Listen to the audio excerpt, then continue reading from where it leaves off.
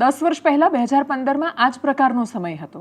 એકદમ શાંત રાજનીતિક રીતે મનાય એવા ગુજરાત રાજ્યમાં રાજનીતિક ગતિવિધિઓ અચાનક એટલી બધી તેજ થઈ કે 2017ની વિધાનસભા ચૂંટણી આવતા સુધીમાં આખું ચિત્ર 180 ડિગ્રી બદલાઈ ગયું હતું. શું વર્ષ 2027ની ગુજરાતની વિધાનસભા ચૂંટણીની પૂર્વ તૈયારીઓ 2025થી થવાની શરૂઆત થઈ ગઈ છે. નમસ્કાર, આપની સાથે હું દેવાંશી. રાજનીતિમાં બધું જ ચાલે, પણ રાજનીતિમાં ભવિષ્યવાણીઓ અને આગાહીઓ કામ નથી કરતી. કોઈ પણ વ્યક્તિ કલ્પના નહોતું કરી શકતું કે 2023માં કોઈને પણ પૂછો તમે કે દેશમાં રાજનીતિક પરિસ્થિતિ શું, તો આંખ બંધ કરીને લોકો કહી શકતા હતા કે ભારતીય જનતા પાર્ટી 400 પાર જશે અને પ્રધાનમંત્રી નરેન્દ્ર મોદીને ટક્કર પણ કોઈ આપી શકે, આજુબાજુ પણ કોઈ હોય એવું દેશની રાજનીતિમાં હજુ પેદા નથી થયું. હકીકત એ સામે આવીને ઊભી રહી કે 2024માં પોતાના દમખમ પર ભારતીય જનતા પાર્ટી એકલા હાથે સરકાર પણ ન બનાવી શકી. એનડીએની ટેકાવાળી સરકાર અત્યારે ભારતીય જનતા પાર્ટીની કેન્દ્રમાં ચાલી રહી છે. 2015માં કોઈ કલ્પના પણ નહોતું કરી શકતું ગુજરાતમાં કે 2014માં હજી તો જે નેતાને ચૂંટીને પ્રધાનમંત્રી બનાવીને મોકલ્યા છે એ ગુજરાત રાજ્યમાં એવી રાજકીય સ્થિતિઓ પેદા થવા જઈ રહી છે કે જે 2017 આવતા સુધીમાં એવી ચૂંટણી લાવી દેશે કે ભારતીય જનતા પાર્ટી સરકાર ગુમાવવાની કગાર પર આવીને ઊભી રહી જશે. એ વખતે કોંગ્રેસ હતી અને કોંગ્રેસ હોય એટલે ભૂલોનો બહુ લાંબો ઇતિહાસ હોય. પણ 2025થી જે રીતે ગતિવિધિઓ તેજ થઈ રહી છે આખા રાજ્યમાં, તમે છૂટા છવાયા અંશે થતી ચર્ચાઓ, બહુ જ નાના સમાચારો, એ બધી કડીઓને જ્યારે જોડો છો ત્યારે એ સમજાય છે કે શું આ 2027માં ગુજરાતનું રાજનૈતિક ચિત્ર 180 ડિગ્રી બદલવાનો પ્રયાસ છે. બોટાદના ધારાસભ્ય ઉમેશ મકવાણાએ આજે સવારથી જ રાજનૈતિક ખબરોમાં, હેડલાઇન્સમાં મુખ્ય સ્થાન એટલા માટે મેળવ્યું કેમ કે એમણે રાત્રે જ આમ એક સળી કરી અને પછી સવાર થતાની સાથે જ પત્રકાર પરિષદ કરી. પત્રકાર પરિષદમાં એમણે વાર્તા કર્યું, એ પ્રકારના તર્ક અને લોજિક આપ્યા કે સાદી ભાષામાં આપણે એવું કહીએ તો સાંભળીને ગધેડાને તાવ આવી જાય કે શું લોજિક કે તર્ક આપી રહ્યા છે નેતાશ્રી. પણ છતાંય ઉમેશ મકવાણાને કાં તો નેતાઓની બે સંભાવનાઓ હોય છે, કાં તો એ પોતે મૂર્ખ હોય છે ને કાં તો એ જનતાને મૂર્ખ સમજે છે. પોતે તો મૂર્ખ હોતા નથી મોટા ભાગે, એટલે એ જનતાને મૂર્ખ સમજે છે. હકીકત એ છે કે જનતાને કદાચ ઓપ્શન નથી દેખાતો, જનતા તમને માફ કરી દે છે, જનતા કંઈ પણ કરે છે, પણ જનતા મૂર્ખ નથી. અને એને એ બનાવવાનો જે પ્રયાસ કે પ્રયત્ન કરે છે એ નેતાઓએ જવાબ આપવો પડતો હોય છે ચૂંટણીના મેદાનમાં જઈને કે પછી સમય આવે કે તમે આ પ્રકારના નિવેદન શું કામ આપ્યા.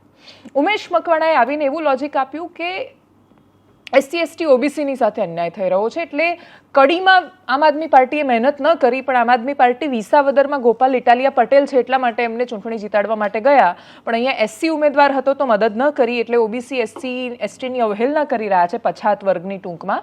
અને એટલા જ માટે એમણે નક્કી કર્યું છે કે આમ આદમી પાર્ટીના મુખ્ય અને મહત્વના પદ પરથી રાજીનામું આપે છે.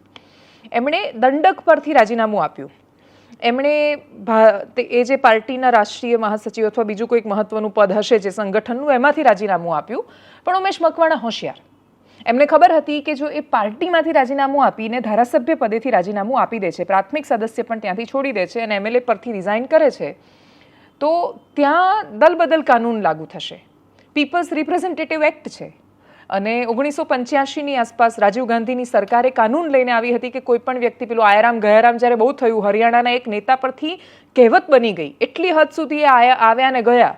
તો એ સ્થિતિમાં આયારામ ગયારામની રાજનીતિને રોકવા, આ દલબદલુ નેતાઓને એ લાલચને રોકવા માટે, જે કાલે સાથે આમ સામે ઊભા રહીને કશું કહેતા હોય ને રાત્રે કાં તો રૂપિયાના ત્રાજવામાં તોલાતા હોય, એવા માણસો પર થોડું ઘણું નિયંત્રણ લાવવા માટે આ કાનૂન લાવ્યા. એની અંદર લૂપહોલ્સ છોડી દીધા, એટલે બારીઓ છોડી દીધી કે તમે એક સાથે રિઝાઇન કરો અને મહારાષ્ટ્ર જેવો કેસ થાય જે એકનાથ શિંદે વગેરે કર્યો હતો, તો ત્યાં દલબદલ કાનૂન લાગુ નથી થતું અને ફરીથી ચૂંટણી નથી કરાવવી પડતી. ઉમેશ મકવાણાને ખબર હતી કે એમના પર કાનૂન લાગુ થાય, એટલે એમણે ધારાસભ્ય પદ ન છોડ્યું. પાર્ટી એમને સસ્પેન્ડ કરી શકે, પણ પાર્ટીને સસ્પેન્ડ કરવાથી એમનું MLA પદ ન જતું રહે, કેમ કે એમણે વ્હીપનું ઉલ્લંઘન નથી કર્યું, એ કોઈ પ્રકારનો અનાદર નથી કર્યો. અને એટલા જ માટે એવી સ્થિતિમાં આમ આદમી પાર્ટી છે કે આમ આદમી પાર્ટી માની ચૂકી છે કે ઉમેશ મકવાણા એમના નથી. ઉમેશ મકવાણા એવું કહી ચૂક્યા છે કે મારે આ પાર્ટી સાથે લેવા દેવા નથી, અને છતાંય એ આમ આદમી પાર્ટીના મેન્ડેટથી ચૂંટાયેલા ધારાસભ્ય છે બોટાદના. અને બોટાદની જનતા માટે આ બહુ અવઢવવાળી સ્થિતિ છે, કેમ કે એમને તો નહીં ખબર હોય કે એમણે કોને વોટ આપ્યો હશે. હકીકત એ છે કે એ વોટ બોટાદમાં મળ્યો હોય કે પછી બીજી કોઈ જગ્યાએ, એ વોટ જાતિને મળે છે, જાતિના એવા ચહેરાને મળે છે. એ પાર્ટી સાથે માણસો જાય છે જ્યાં એ ચહેરો એમને વધારે રિલાયેબલ, વિશ્વસનીય લાગતો હોય. ગોપાલ ઇટાલિયાના કિસ્સામાં પણ વિસાવદરમાં બહુ સ્પષ્ટ જવાબ છે કે આમ આદમી પાર્ટીને તો પસંદ કરી છે ને બાકી બધું બરાબર છે, પણ એ ચહેરા પર પસંદગી વધારે ઢોળાઈ છે. પસંદગીનો કળશ જેના પર ઢોળાયો છે એ ગોપાલ ઇટાલિયા છે.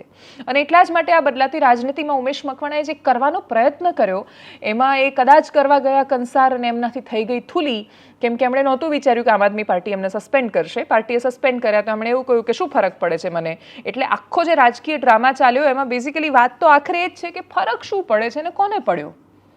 સિમ્બોલિક રીતે આમ આદમી પાર્ટીના 5 પાંડવ ન થઈ શક્યા, એટલે 5 ધારાસભ્યો નથી કે જે જઈને હવે કશું કરી શકવાના છે. બીજું કે 5 હતા તોય કેટલું કરતા હતા, નહીં હોય તોય કેટલું કરવાના છે. જે લડે છે એ તો લડે છે. બીજું કે ઉમેશ મકવાણા જ્યારે કહી રહ્યા હતા કે પછાત નેતાઓને વગેરેને સ્થાન નથી આપતા, આમ આદમી પાર્ટીનો તો સૌથી મોટો અને અત્યાર સુધી એકમાત્ર આક્રમક ચહેરો ચૈતર વસાવા છે. અને ચૈતર વસાવા ડેડિયાપાડાના ધારાસભ્ય છે, એ આદિવાસી છે. તો બહુ જ બધી રીતે પોતાના જ પ્રશ્નોની માયાજાળમાં એ ફસાયા. જે ઓબીસીને રિપ્રેઝન્ટેશન આપવાની કે વગેરેની ના પાડતા હતા, 2022માં કોઈ જ કારણ કે ઠેકાણા કે કોઈ તૈયારી વગર પોતાનો આત્મવિશ્વાસ દર્શાવવા માટે આમ આદમી પાર્ટીએ પોતાના મુખ્યમંત્રીનો ચહેરો ઘોષિત કર્યો હતો અને એ ચહેરો ગઢવી સમુદાયમાંથી આવે છે. એટલે ગઢવી સમાજનો વ્યક્તિ મુખ્યમંત્રી બની શકે એ પ્રકારનું પોલિટિક્સ તો કોઈ પાર્ટી નથી કરી શકી. આમ આદમી પાર્ટીએ સુદાન ગઢવીના નામ પર પોલિટિક્સ કરવાનો પ્રયત્ન કર્યો. આમ આદમી પાર્ટી ગુજરાતમાં સૌથી મોટી થાપ એ ખાધી હતી કે એમને એવું લાગતું હતું કે શહેરોની પાર્ટી છે ને એટલે જે કાસ્ટ વગરનું પોલિટિક્સ કરી શકશે. ગુજરાત રાજ્ય ખૂબ વિકસિત રાજ્ય છે, પણ અહીંયા જાતિ વગરની રાજનીતિ શક્ય જ નથી. તમે ગમે તેટલા મોટા હો અને ગમે તેટલા મહાન હો અને બુદ્ધિશાળી હો, કોણ જાત હો, કઈ જાતિના છો, એ સવાલ તો અહીંયા રહેવાનો છે. જો કે મોટાભાગની જગ્યાએ રહે છે. ખૂબ બધી પ્રતિક્રિયાઓ આપી ભારતીય જનતા પાર્ટીમાંથી, પણ ભાજપના પ્રવક્તા યજ્ઞેશભાઈએ પણ પ્રતિક્રિયા આપી છે.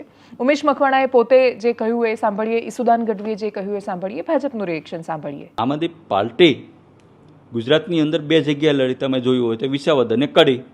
તો કડીની અંદર તમે જોયું હોય તો માત્ર ને માત્ર હાવ ઓછા રિસોર્સિસ આમ આદમી પાર્ટી દ્વારા નાખ્યા. શું કામ? ત્યાં એ રિઝર્વ સીટ હતી, એસસી સીટ હતી, દલિત સમાજના અમારો કાર્યકર્તાને લડતો હતો. વિસાવદર જનરલ હતી, પાટીદાર સમાજનો કાર્યકર્તા અમારો લડતો હતો. તો શા માટે ભેદભાવ કરવામાં આવે? સ્પષ્ટપણે તમે જોયું હશે કે ભાઈ વિસાવદરની અંદર આખું પ્રદેશનું નેતૃત્વ પ્રભારીથી લઈને સહપ્રભારીથી લઈને પ્રદેશ અધ્યક્ષથી લઈને તમામ જિલ્લાના પદાધિકારીઓ, તાલુકાના પદાધિકારીઓ બધા વિસાવદરમાં ઇલેક્શન જીતાડવા મતતા હતા. તો કડીમાં અમારો દલિત સમાજનો દીકરો લડતો હતો, ગરીબ સમાજનો દીકરો લડતો હતો. ત્યાં એક પણ મોટા નેતાઓ ક્યાંય જોવા નથી મળ્યા, રિસોર્સિસ નથી આપવામાં આવ્યું. એટલે સ્પષ્ટના સ્પષ્ટ તમે જોઈ શકો છો કે જે આપણા વિચારો જે આમ આદમી પાર્ટીના હતા, જે બાબા સાહેબ આંબેડકરના આપણે ફોટો તો લગાડવી છે, પણ એના જે વિચારો હતા કે ભાઈ છેવાડાઓ ગરીબનો માણસ આપણે આગળ આવીએ કે એના માટે અવાજ ઉઠાવીએ કે એ વિચારો આમ આદમી પાર્ટીના હતા, એ ક્યાંક ને ક્યાંક ગુજરાતમાં ઘટતા જાય છે. સ્પષ્ટ ભેદરેખા જોવા મળે છે. ઉમેશભાઈ કડીના ઉમેદવાર નથી કહી રહ્યા. હું કહું છું ને, હું આમ આદમી પાર્ટીનો જોઈન્ટ સેક્રેટરી છું. મેં અનુભવ, હું એને રોડ શોમાં ગયો તો છેલ્લા દિવસે, એના આંસુ મેં જોયા બેન. એને 10 લાખ રૂપિયાની એ અમારો નિષ્ઠાવાન કાર્યકર્તા છે, એનો આજે હું અવાજ બનું છું. શું કામ? એક કાર્યકર્તાની વેદના બીજો કાર્યકર્તા જ સમજીએ કે એને 10 લાખ રૂપિયાની બેન લોન ઉપાડીને ચૂંટણી લડ્યો છો. આજે આમ આદમી પાર્ટીએ એના શીર્ષ નેતૃત્વએ નિર્ણય લીધો છે કે પાર્ટી વિરુદ્ધ અને જનતા વિરુદ્ધ જે પણ પ્રવૃત્તિઓ કરશે એમને પાર્ટી ક્યારેય સાંખી નહીં લે. ધારાસભ્ય શ્રી ઉમેશ મકવાણાની વારંવાર એમની વિસ્તારમાંથી પણ ફરિયાદો આવતી હતી. પાર્ટી વારંવાર એમને કહેતી હતી કે વિસ્તારમાં રહો. વિસ્તારમાંથી કેટલાય લોકોનો પણ ફરિયાદો આવતી હતી, વિવિધ પ્રકારની ફરિયાદો આવતી હતી, ભ્રષ્ટાચારની ફરિયાદો આવતી હતી. પાર્ટી એમને વારંવાર ચેતવ્યા છે, પણ બીજેપી ગંદી રાજનીતિ કરી રહી છે. ભાજપ છે એમણે ઉમેશ મકવાણાને સાંધી લીધા છે અને પાર્ટી વિરુદ્ધ સતત એક્ટિવિટીઝ, એન્ટી પાર્ટી વિરુદ્ધ એક્ટિવિટીઝ કરવા માટે સતત ભાજપ છે એમને પ્રયાસ કરાઈ રહી છે. આજે પાર્ટીએ નિર્ણય લીધો છે, માનનીય અરવિંદ કેજરીવાલજીના શીર્ષ નેતૃત્વએ, કે ઉમેશ મકવાણાને પાર્ટી વિરોધી અને જનતા વિરોધી પ્રવૃત્તિઓ કરવા બદલ 5 વર્ષ માટે પાર્ટીમાંથી સસ્પેન્ડ કરવામાં આવે છે. અને હું ચેલેન્જ આપું છું ઉમેશ મકવાણાને, ભાજપે ગંદી રાજનીતિ કરી છે સાહેબ. એમણે વિસાવદર ચૂંટણીમાં રાજીનામા અપાડાવ્યા, એ ધારાસભ્યોને પાછી વિસાવદર આમ આદમી પાર્ટીએ જીતી, ભાજપ બોખલાઈ ગઈ છે. ભાજપે મેસેજ આપવા માંગે છે કે તમારા બીજા ધારાસભ્યોને પણ અમે ટચમાં છીએ, પણ આમ આદમી પાર્ટી, એનો કાર્યકર્તા અને ગુજરાતની જનતા બધું જોઈ રહી છે ભાજપની આ ગંદી રાજનીતિ. અને વિસાવદરની ચૂંટણી પછી ભાજપ સંપૂર્ણપણે બોખલાઈ ગઈ હતી. આખી કેબિનેટ અને કેન્દ્રીય મંત્રીઓ હોવા છતાં ભાજપે સુપડા સાફ થઈ ગયા છે. હમણાં સરપંચોની ચૂંટણીમાં પણ ભાજપના સુપડા સાફ થઈ ગયા છે. અને સસ્પેન્ડ કર્યા હોય તો ચોક્કસપણે મને એમાં કાંઈ ફેર નથી પડવાનો. હું મારા ઓબીસી સમાજ માટે, મારા ગરીબ સમાજ માટે, કોળી સમાજ માટે કદાચ પાર્ટી મને સસ્પેન્ડ કરે તોય હું મારી બોટાદની જનતાનો અવાજ ઉઠાવતો જ રહેવાનો છું. રહી વાત જો ભારતીય જનતા પાર્ટીના વિચારધારાવાળી જો આમ આદમી પાર્ટી બનશે તો ઉમેશ મકવાણાને સસ્પેન્ડ કરવાની વાત નથી. ઉમેશ મકવાણાએ અગાઉથી જ રાજીનામા દરેક પદેથી આપી દીધા છે. એટલે ચોક્કસપણે વિચારીશ 100%. આમ આદમી પાર્ટીએ જો મને કાર્યકર્તા તરીકેમાંથી સસ્પેન્ડ કર્યો હોય છે તો પછી ચોક્કસપણે હું રાજીનામું આપીશ દરેક પદ ઉપર. તાજેતરમાં બોટાદના ધારાસભ્ય ઉમેશભાઈ મકવાણાએ પોતાના પક્ષના હોદ્દા ઉપરથી રાજીનામું આપ્યું. ત્યારબાદ એમના પક્ષના ગુજરાતના પ્રમુખ ઈસુદાનભાઈએ એમને પક્ષમાંથી કાઢી મૂક્યા. જે પણ ઘટનાક્રમ નાટકીય થયો એ આમ આદમી પાર્ટીનો આંતરિક ઘટનાક્રમ છે અને આમ આદમી પાર્ટીનો આંતરિક ઘટનાક્રમની અંદર ભારતીય જનતા પાર્ટી ક્યારેય માથું મારવા માગતી નથી. પરંતુ ઈસુદાનભાઈ જ્યારે ભારતીય જનતા પાર્ટી પર એવો આક્ષેપ મૂકે કે આ બધું ભાજપવાળા કરી રહ્યા છે તો મારા ઈસુદાનભાઈને એ કહેવાનું કે ઈસુદાનભાઈ તમારાવાળા કેમ તૂટી રહ્યા છે, તમારાવાળા કેમ તમારાથી નારાજ છે એ તમે પહેલાં તપાસ કરો. ભાજપવાળા કરી રહ્યા ભારતીય જનતા પાર્ટીને ભાજપવાળા કરી રહ્યા એવું કહો છો, પણ ભારતીય જનતા પાર્ટીને ક્યાંય કોઈ એવી જરૂર નથી. 161 હતા, 162 થયા. ભારતીય જનતા પાર્ટી પાસે પૂરતું સંખ્યાબળ છે અને અમારા કોઈ તમારા ધારાસભ્યને તોડવાની જરૂર નથી હોતી કે અમારે તમારા ધારાસભ્યને કોઈ સમજાવવાની જરૂર નથી હોતી. પણ તમારા ધારાસભ્ય તમારા ઉપર કેમ કાદવ ઉછાળે છે ને એ પહેલાં તમે વિચારો. ભારતીય જનતા પાર્ટી પર કાદવ ઉછાળવાનું છોડી દો. અને ઈસુદાનભાઈને મારે કહેવાનું કે એન્કરમાંથી થોડા રાજકારણી બનો તો તમને ખબર પડે કે શું રાજકારણમાં શું હોય છે ને શું નહીં. તેમ છતાંય સતત ભાજપના ઈશારે ઉમેશભાઈ કામ કરતા ગયા. એટલે આજે ન છૂટકે મા બાપ પોતાના દીકરા સાથે ક્યારે સંબંધો કાપી નાખે. તમામ હદ દીકરો વટાવી જાય ત્યારે મા બાપ દિલ પર પથ્થર મૂકી દીકરા સાથેના સંબંધો પૂરા કરી દે. આજે એવી જ પરિસ્થિતિ અમારી છે. ગમે તે હાલતમાં દરેક પ્રશ્નોનું સમાધાન હોય, પણ જ્યારે મતદારો સાથે ગદ્દારી થાય, મતદારોના ફોન નહીં ઉઠાવવા, કાર્યકર્તાના ફોન નહીં ઉઠાવવા, બોટાદ વિધાનસભાની ફરિયાદો છે ત્યાં સુધી આવે, પ્રદેશ કાર્યાલય સુધી લોકોએ મત ઉમેશભાઈને જોઈને નથી આપ્યો, લોકોએ ઝાડુને મત આપ્યો છે. તો આમ આદમી પાર્ટીના નેતા તરીકે અમારા પ્રદેશ પ્રમુખની પણ જવાબદારી બને કે લોકોની ફરિયાદો હોય તો ઉમેશભાઈને ટકોર કરે. આ બધું કરવા છતાં જયારે ઉમેશભાઈ નથી જ માન્યા અને માત્ર ભાજપનો હાથો બનીને કામ કરતા, આજની પ્રેસ કોન્ફરન્સ શેના માટે હતી? ઉમેશભાઈએ રાજીનામું નથી આપ્યું, એને ધારાસભ્ય પદે રહેવું છે. આમ આદમી પાર્ટીએ મેન્ડેટ આપી ઉમેશભાઈને લડાવ્યા, લોકોએ મત આપ્યા, બોટાદની જનતાના આભારી છે. તો બોટાદની જનતાના મતથી ચૂંટાણા, બોટાદની જનતા સાથે દ્રોહ કરવો છે, આમ આદમી પાર્ટી સાથે કરવો છે, પણ રાજીનામું નથી આપવું. ત્યારે ધારાસભ્ય બન્યા બાદ પેલા ભૂપતભાઈ ભયાણી વયા ગયા. હવે ભાઈ ની ઘરના ની ઘાટના થઈને બેઠા છે. હવે ઉમેશભાઈને ખબર નહીં હાની ઉતાવળ છે, આજે જામ કરીને દંડક પદેથી રાજીનામું આપ્યું ને હવે કઈ 5 વર્ષે ઈસુદાનભાઈએ બી એમને સસ્પેન્ડ કરી દીધા છે. એટલે મને કઈ સમજાતું નથી કે આ લોકોને સાની એટલી બધી તાલાવાલી છે કે ધારાસભ્ય પદેથી રાજીનામું આપવાને. પણ ખરેખર આવું જો થાય તો એ લોકશાહીની હત્યા છે. જે પ્રજાએ આપણને વિશ્વાસ મૂકીને આ પોતાના પ્રતિનિધિત્વ કરવા માટે વિધાનસભામાં મોકલ્યા છે એ તમામ મતદારો સાથેની આ એક વિશ્વાસઘાત છે. અને ઉમેશભાઈ જો આવું ઉતાવળી પગલું ભરતા હોય તો એ નહીં ભરવું જોઈએ. 2 દિવસ પહેલા ઉમેશભાઈ સાથે મેં વાત કરી તો એ ફોન કર્યા, પણ ફોન ઉઠાવે તો એમને હું સમજાવું? ફોન નથી ઉઠાવતા એટલે વાત મારી નથી થઈ. પણ મને કદાચ એવું લાગે છે કે એ પોતાની જે જવાબદારીઓ પાર્ટીમાં હતી કે ભાઈ જોઈન્ટ સેક્રેટરી હતા, પછી બીજી પણ દંડક હતા, તો એ જવાબદારીમાંથી છટકવા માટે આ કરતા હશે એવું મને લાગે છે. આ ઝઘડામાં આમ આદમી પાર્ટીના ધારાસભ્ય ચૈતર વસાવા એક વાત સાબિત કરવામાં થોડા ઘણા અંશે સફળતાની દિશામાં છે, અને એ છે કે ભાજપ અને કોંગ્રેસ એ ભાગબટાઈથી બાકી બધું ચલાવે છે. મનરેગા 2005માં જ્યારે આ સ્કીમ લાગુ કરવામાં આવી ત્યારે યુપીએ સરકારની જે સમાજ માટેની અને ખૂબ ઉદાર જે યોજનાઓ હતી, એટલે right to education, right to information, એ રીતે મનરેગા પણ બહુ મહત્વાકાંક્ષી યોજના હતી. વિશ્વના ફલક પર આખી દુનિયાએ એની નોંધ લીધી હતી કે આટલી મોટી સોશિયલ સિક્યુરિટી આપે એવી કઈ યોજના હોઈ શકે. મનરેગામાં ગેરંટીડ રોજગારી છે, એટલે મહાત્મા ગાંધી પરથી એ યોજનાનું નામ આપવામાં આવ્યું છે અને નરેગા તરીકે પણ આપણે નેશનલ રૂરલ એમ્પ્લોયમેન્ટ ગેરંટી 2005નો આ એક્ટ છે અને મહાત્મા ગાંધીનું જેને નામ આપવામાં આવ્યું હોય એ યોજના તમે જુઓ કે એમાં ખૂબ પાયાના સ્ટ્રક્ચર, એટલે કોઈ જગ્યાએ કૂવો બનાવવાનો છે, કોઈ જગ્યાએ રસ્તા, કોઈ નહેર, કોઈ તળાવ, એમાં એ એન્શ્યોર કરવાનું છે કે કોઈ પણ વ્યક્તિ, કોઈ પણ હાથ છે એ કામ વગરના ન રહેવા જોઈએ. એને મિનિમમ આખા વર્ષમાં 100 દિવસ કામ કરવાની ગેરંટી મળે. એટલે હાથોને કામ મળે છે અને સાથે ઇન્ફ્રાસ્ટ્રક્ચર બની રહ્યા છે, એટલે નહેરો બની રહી છે, રસ્તા બની રહ્યા છે, તળાવ બની રહ્યું છે, એટલે દેશનો વિકાસ પણ થઈ રહ્યો છે અને હાથોને કામની સુરક્ષા મળે છે. એને પોતાના ગામથી 5 કિલોમીટરના વિસ્તારમાં રોજગારી મળે. એટલે એ દરેક આદિવાસી મજૂરના હાથમાં કામ હોય. અહીંયા કન્સ્ટ્રક્શન સાઇટ પર રિસેશન ચાલે છે અને એનો હાથ કામ વગરનો રહી જાય એવું ન થાય તો એમ્પ્લોયર કોણ બનશે? જ્યારે બાકીના માણસો રોજગારી નથી આપી શકતા, ઉદ્યોગો પૂરી પાડી નથી શકતા રોજગારી, ત્યારે સરકારે નક્કી કર્યું કે અમે રોજગારી આપીશું, અમે વિકાસ કરીશું, અમે રસ્તા બનાવીશું, અમે બાકીનું બધું કામ કરીશું. એમાં એ ચોરી થાય છે અને એટલી હદ સુધી ચોરી થાય છે કે તમે કલ્પના ન કરી શકો. એટલે માણસો જે મરી ગયા છે સ્મશાનમાં પણ હવે તો એ શોધ્યા નથી જડવાના, એવા માણસોના નામ પર પણ રૂપિયા આવે છે. સરકાર ગમે તેટલો પ્રયત્ન કરે કે બેંક અકાઉન્ટને એમાં સીધા પૈસા જમા કરાવવા પડે, એ એવા માણસો છે એટલી હદ સુધી ભોળા છે. અને બીજું કે એમની અંદર પણ સ્વાર્થ નાખી દેવામાં આવે છે. એને સમજણ જ નથી.